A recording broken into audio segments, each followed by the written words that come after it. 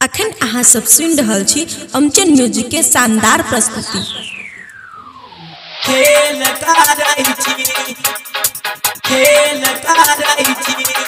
छोड़ गया खेल कराई छी छोड़ गया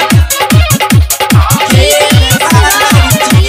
खुशी रिकॉर्डिंग स्टूडियो बलुआ छोड़ के पढ़ई छी खगड़िया में की खेल कराई छी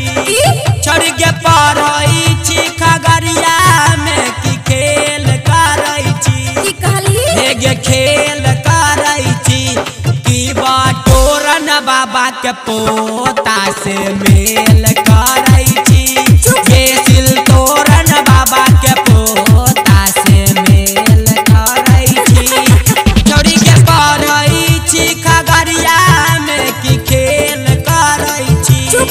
छोड़ी के पढ़ई छी मेघौना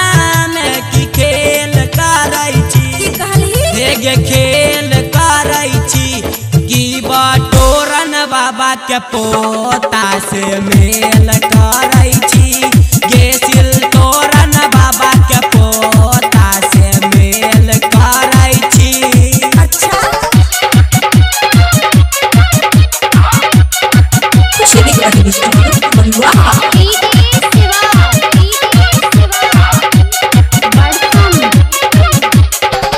हाथ में मोबाइल लेके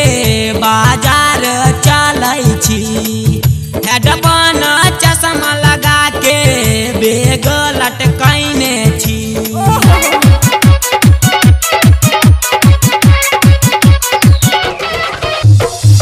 हाथ में मोबाइल लेके बाजार में चलै छी हेडफोन चश्मा लगा के बेग लटकैने छी बात के एकलौती छी त तू न स्मार्ट बनै छी अच्छा बात के एकलौती छी त पावरफुल बनै छी अच्छा ये रेल बनै छी की बाटोरन बाबा के पोता से मेल कराई छी ये बाटोरन बाबा के पोता से मेल कराई छी।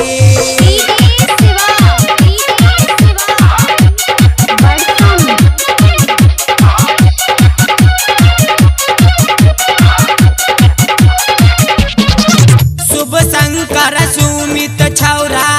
छै गे दीवाना राइटर धर्मेंद्र नहीं करे छै माना माना रिकॉर्डिंग बाय गुड्डू छला बिहारी शुभ शंकर सुमित छौरा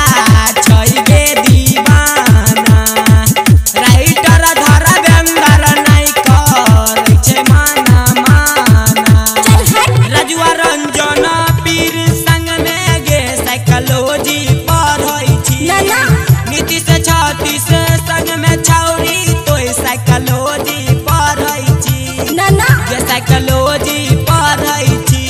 की बाटोरन बाबा के पोता से मेल करै छी गे सिल तोरन बाबा के पोता से मेल करै छी मेल नहीं कर या कि तो सुन रहल छी सुमित शुभ शंकर के पागल रिकॉर्डिंग बाय गुड्डू छला बिहारी।